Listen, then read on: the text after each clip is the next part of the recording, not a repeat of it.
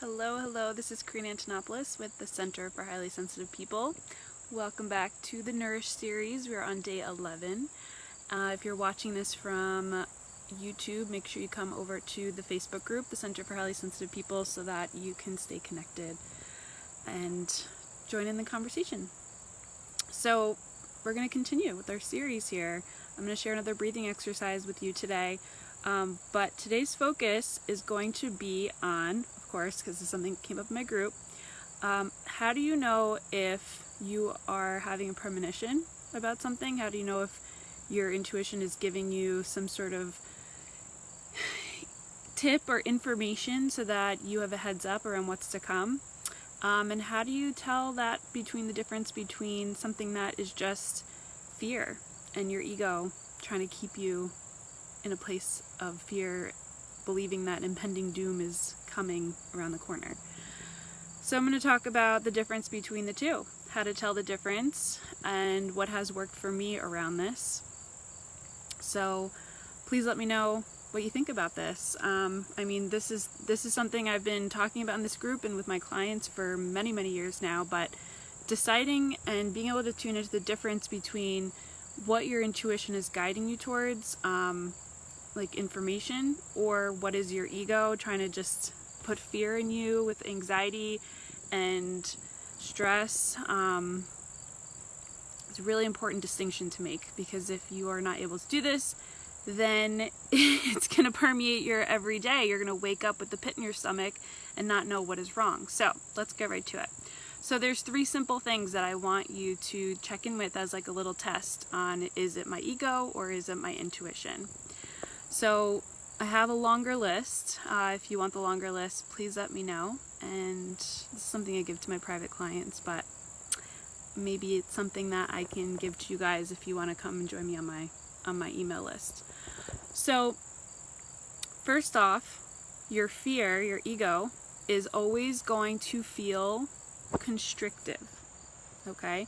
So you're a highly sensitive empath. You probably know the difference between feeling constrictive versus feeling expansive. So the thing that you're thinking about, the information that you are premoniting, I don't know what the word is, but that's the word I'm saying today. I don't know. Anticipating will happen. Anyway, it's going to feel contractive. It's going to make you feel small and like you want to shrivel up and go hide under your blankets. Okay? That's number 1. That's an ego fear message. So number 1, it's going to feel constrictive. Number 2, the message is going to be inconsistent. So your ego likes to make you change your mind, and it likes to make you doubt yourself. Okay? So if you are doubting yourself and the information that you're getting keeps changing, probably your ego talking to you. Okay? Probably your ego trying to get control over you so that it can ride the bus. And just remember that your ego controls through fear. So if the pit in your stomach has to do with fear, okay, I'm not saying being afraid is a very real emotion on the spectrum. It's very important because fear gives you information in regards to how to prepare for something. So those are the 3 things to look out for. Is it your ego giving you information? Does it feel constrictive? Is it inconsistent with the message? And number 3, is it fear-based? Okay? And not that fear is bad, but is it kind of making you spiral in fear? And telling you that like there's no way out of it, and kind of sucking you into hopelessness, like there's nothing you can do about it, because that's ego talking. All right? Versus intuition. Intuition is the opposite. Intuition feels expansive. Okay? So I remember, here's my story. I lived in San Diego for about 2 years, and I loved it there. I'm from New York originally. And I remember it was coming to the 2-year mark, and my husband said to me, Karina, I don't think it's working out to live here anymore. And I don't know, I'm feeling like maybe we should move back east to be with family. And I was like, what? No way. Like, I'm not moving back east. Like, I made it to California. I love it here. I don't want to move. but like he really did. And so I just, you know, I took his information. Like he didn't make it seem like we had to, just that like, you know, what do you think about this? So I really took that information in, because I remember looking at a map of San Diego, and I remember we were trying to figure out, because our lease was ending, where we were going to live next. And the first time, my intuition was really, really lighting up one spot, which was Ocean Beach. And that's where we ended up finding an amazing apartment, house even. It was actually a house just a mile from the beach. And it all worked out and it was amazing. But then the rent was increasing, and so we were going to have to move out and find a new place to live. And I remember looking at the map of San Diego or even California, and like nothing was lighting up for me. Like nothing, like usually things light up or they pop up or the name stands out to me, and none of that was happening. Except the minute I brought New York into my mind and I said, what about New York? All of a sudden, all these images started flooding through me, and I just started to feel really light and expansive. Granted, New York was the place where it had all of my shadows and all of the parts of myself that I wasn't ready to look at yet. That was back in 2015. So of course, like the East Coast was always going to feel heavy to me. So I needed to really tune into my body, but my body was telling me that New York was the lighter place to be. It was the more expansive place to be. I kept getting images of being with family and holidays and just all the memories that I used to have, and just all these new memories that I didn't have yet. I just knew that like having kids and wanting my family there, it was just going to be really important to me. So even though New York felt heavy to me for my whole life, in that moment, and when I had been thinking about moving, in that moment New York felt light, and I knew that that was the time that we were supposed to move back to New York. So we did, and it was really the best decision for us, for our family, for our relationship, for ourselves. And we're very grateful to be here. We found our place, right? Like we found the place, and I did a lot of healing work on all those things in my closet that I pretended like wasn't there. So just remember your intuition when you bring up the scenarios of like different paths or different options, it's gonna feel lighter, the thing that is for your highest good. The second thing is the message that you're getting from your intuition is always gonna be very consistent. So if you keep getting inconsistencies, we're like, oh wait, there's that, now there's that, and there's that, like that's probably your ego pulling you all over to confuse you. But your intuition gives you the same message over and over and over again until you take action. So the only reason why it might feel heavy, like maybe you have that pit in your stomach, and it feels like you are having a premonition because of a feeling that you're having or a vision that you had, it's because you're resisting taking action. You're not preparing yourself to take action. And that feeling is going to grow until you get clear on the next aligned action step on what you need to do to prepare for the thing that's coming. So I have many stories of this where I know my aunt, she said one time she was driving, and it was just, she heard a really clear voice tell her, get off the exit. Take this exit, or whatever, I think that's what it was, take this exit. And she didn't know why she got that message, but she just listened to it and she took the exit. And it was one of those exits where you drive next to the highway, and like she was driving next to the highway, and I guess wherever she was going, or she was gonna be, like someone got in a car accident. It was crazy, like they spun out, and she was gonna be there, but she wasn't there because she took the exit. So the thing with your intuition is that it's going to give you very clear guidance, and it's going to be very clear, and it's going to be very consistent. Okay?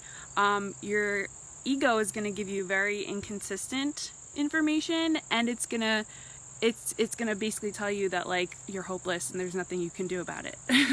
Okay? But if your intuition, if your spirits, your higher self, your angels, your guides, your ancestors, anyone who's on the other side rooting for you, they're going to give you clear direction on what it is that you need to do. However, if you are stuck in a stress spiral, which is something we've been talking about in this series, then it's going to be really hard to hear what your intuition is trying to tell you. It's going to be really hard to hear what that message is. So you do breathing. Okay, we do these breathing exercises so you can come back into your body. Because when you're in your body, you're not letting your head operate, you're not letting your ego operate, which is the fear. Okay, when you're in your body, maybe if you do feel fear, you can let that fear move through your body, but once that fear moves through your body, the fear feeling is going to turn into information. Okay? I always like to say that emotions are energy in motion. It's information for you, and you just need to tap into what the message is. So I always like to say that also, that emotions are message deliverers, and the more you push away or resist an emotion because you're scared of it, then the stronger the emotion is going to get until you listen to it. Okay? So you got to slow down enough. That's why we breathe. That's why we're doing this series, so that you can come back into your body and remember everything's going to be okay. This fear is here, this feeling is here because it has a message for you. And once you are able to slow down enough to hear what that message is, you can get clear on an action step. And then once you take that action step, then you feel light, okay? And so that's the third piece around what I want to share with intuition, that once you take action, once you do whatever it is that you need to do to prepare or just take the next step, you'll start to feel lighter, okay? So let's review. Your ego controls you with fear, okay? But it's impending doom fear, that like you're hopeless and you can't do anything about it. Only your mind believes that, okay? Also, your ego fear will feel constrictive. It'll make you feel small, and the message will be inconsistent, so it'll make you doubt yourself, okay? But intuition, or rather, if you do have a premonition that's coming through your intuition, through your guides, the message is going to be clear. The guidance is going to be very specific. It's going to tell you to go left, straight. It's going to guide you to the right person, and it's going to feel expansive. It's going to be consistent, right? Because it's going to give you the same message over and over until you take that action. And then once you take the action, then you'll feel lighter. Okay? So, let me know. Does this help you? All right, but let's practice getting into our body. The breathing exercise that we're going to do today, as I come into my body and breathe, we're going to inhale through the nose, exhale through the mouth, but we're going to bring in a visualization. So what I love about combining breath and visualization is that it allows my deep thinking, highly sensitive mind to have something to focus on, because just trying to clear my mind, it doesn't always work, because especially if I have a lot of thoughts going through. Hi Sarah, good, yes, very helpful, awesome, glad that this was helpful for you. So we're going to pair our breath. Today the breath is a simple inhale through the nose, exhale through the mouth, but the visualization is going to be, you're going to visualize the breath coming in through your left hand, because your left side of the body is your receiving side, and we're going to exhale through the right side, okay? And you're going to inhale through the left hand, and then you're going to exhale through the right hand. So just visualize the breath coming in. Your nose is basically in your left hand, breathing in, and then exhale out from your right hand, okay? Let's do this a few times together. I wish I had an extra hand for you, but I'm holding my phone. But we'll inhale through the left, exhale through the right. Let's do that 3 times together. Okay, inhale 1. Exhale. Inhale 2. Exhale. And inhale 3. And exhale. Okay, so I love this also, if you're talking to someone and you're feeling a little bit distracted by something with them, maybe it's their energy that you're picking up on, maybe it's something, their mannerism, maybe it's something they're saying, maybe it's something that's triggering you. I know sometimes I could feel a little awkward when I'm talking to someone that I'm uncomfortable with, so the rule that I learned is to always look into their left eye, because that's their receiving side. Okay, so if you really want someone to hear you, look into their left eye. Look into their left eye. And focus on that left eye. Like, you don't need to because it can be awkward sometimes when you're talking to someone and you don't know where to look on their face. I'm going to tell you, just look in their left eye, because then they're going to hear you, because that is their receiving side. And it also gives you a point of focus so that you don't have to be so distracted by all the stuff going on out here, but instead you're letting yourself just be present and then channel whatever it is, the words that need to come out in that moment. Okay. Also, just to what I wanted to do with you guys today, to bring in a little bit more of the handwork. So I don't know if you've ever done Reiki or had Reiki, but one of the best practices that I love to do is, let's see if I can hold this here. We're going to rub our hands together and feel the friction. And bring your hands just a couple inches from each other. And just feel the space between your hands. Maybe your hands feel tingly. See how far you can move your hands out and still feel that tingly pressure sensation. Okay, I like to play with this, imagining like I have a ball in my hands. Okay, you can rub your hands, focus on the space between your hands, and then play with the energy. Okay, sometimes if you have a partner, you can imagine passing this ball back and forth. All right, and then if you do feel that pit in your stomach, you bring that ball of energy that you just cultivated, you put it where it hurts. You put it in that stomach, okay? Or if you're feeling tightness in your chest or in your throat, put your hands in the place where you feel tension. Let more energy come.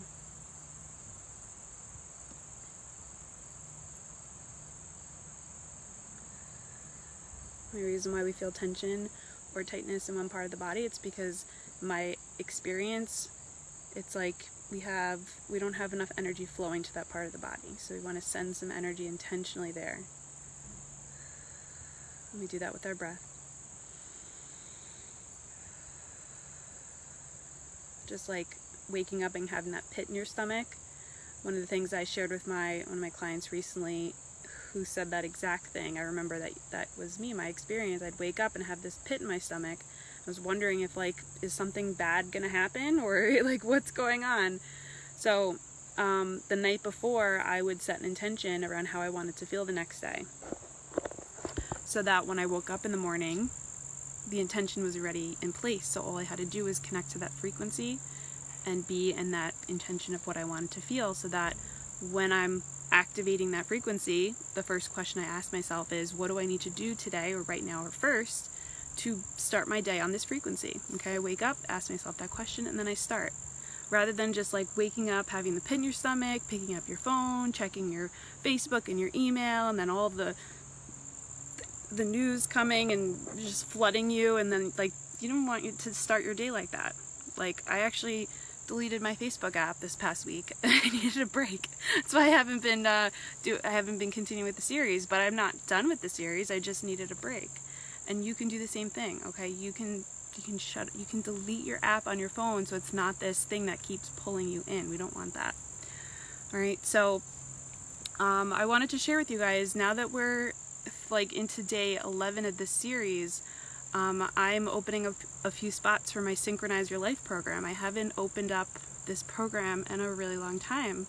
So Synchronize Your Life, to me, I would say one of the biggest things is doing the upgrade from your mind to your heart, your mind to your intuition, your mind into your body. Because it is my experience as a highly sensitive person that the more I'm stuck in my mind and letting my mind run the show, the more I'm going to fall apart, feel insecure, be in a space of fear, not know what to do next, not know the order of things. I'm going to feel lost, I'm going to feel confused, I'm going to have doubts. Oh my God. It's like everything builds up when you're just running your wheels in your mind. Okay, your mind is a tool. It's not meant to be the driver, right? It's if anything, it's like the tool. It's like a steering wheel. Okay, it's the steering wheel. Even though you think it's driving, you need someone to drive it. You need to be the driver. You need to let your heart be the driver. Turn that steering wheel. Use the steering wheel intentionally in the way you need to use it as a tool. Okay, so, and again, Synchronize Your Life to me is all about, it's like, I don't know, maybe it's because I'm a high sensation seeker, HSP, but I like to think that I can do all the things in life. Like, I can have a great relationship, and I can be a great mom, and I can have a clean house, and I can have work that's fulfilling, and I can have a great community that I'm a part of and great friends. And it's about having it all. You know, even if it's not all here right now, you can have it all. You just have to focus on one thing at a time. So synchronizing your life is all about coming back to your body, focusing on one thing at a time, creating the life that you love to show up for, that you feel proud to call your own. A life that is not someone else telling you who to be or what to be, but it is you knowing you. That's first and foremost. You knowing you knowing how you operate, so that you can show up each day and be your best self and manifest the things, create the life, create the experiences, the relationships that your heart is calling for. Okay, so if you would like to talk more about Synchronize Your Life, I'm sharing more about this in the group as we continue. But if you want to get started, have a conversation, see what Synchronize Your Life is all about, I'll leave a link in the comments so we can have a consultation, we can talk. Okay, it's pretty much going to be my online portal with different programs, and then we have private sessions together. You would create how many sessions you want with me. That's really, we get to co-create this program, okay? It's really about the content I'm going to be sharing with you. And yeah, that's what I'm going to share for now, okay? Thank you for joining me. Practice this breathing exercise, and remember the difference between your intuition and your ego. If you have any questions, let me know. I'll be here. See you tomorrow. Bye-bye.